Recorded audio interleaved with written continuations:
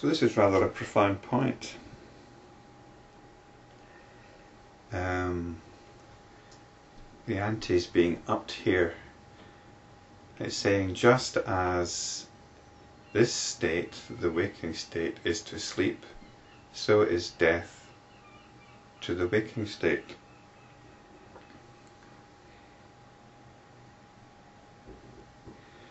Just as when we're sleeping, we could say that the attitude of the dreamer, the so-called waking world, has no relevance.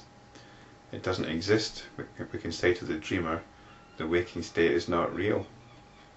And to us in the waking state, the dream state is not real. And it says, and Saraswati says, even so, death contradicts life. While living, death is non-existent.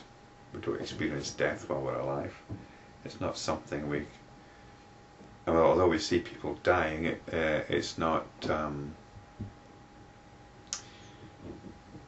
something we can take on board personally. And in death, life is non-existent.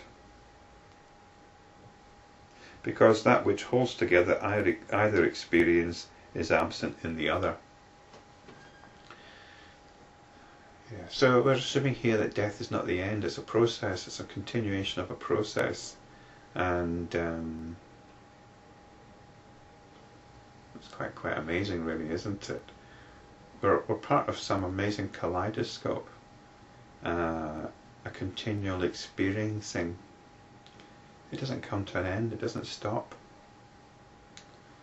So it's a bit of a shame for would-be suicides.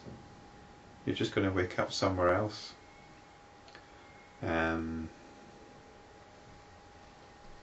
On and on it goes, unless you wake up. One cannot say that either is real or unreal. In other words, you can't say that the waking state is real or unreal. You can't say that sleep is real or unreal. You can't say that death is real or unreal.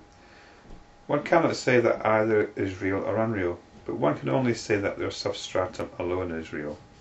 I mean, a very simplistic example, back to the fist. Is a fist real? Isn't it just a hand? What's the reality of a fist? It certainly, can pack a punch, but is it real? The universe exists in Brahman only, as a word, an idea.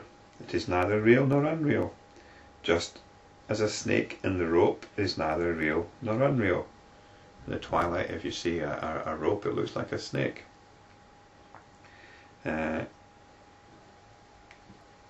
Even so is the existence of the jiva. This is the individualized psyche. This jiva experiences its own wishes. It fancies that it experienced what it had experienced before, and some others are new experiences. They are similar at times and dissimilar at times. All these experiences, though essentially unreal, appear to be real. Such is the nature of these ministers and others. Even so, this Leela exists as the product of the reflection in consciousness. Even so are you, me, and all others. Know this and rest in peace. Saraswati's been answering Leela's question.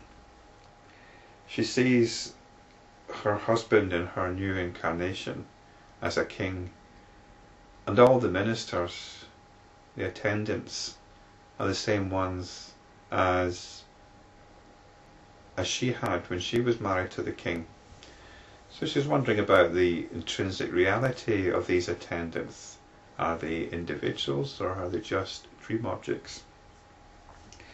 And I think the answer to this is just to dismantle the question. Actually, there's, like in a dream, are the people in the dream real or unreal?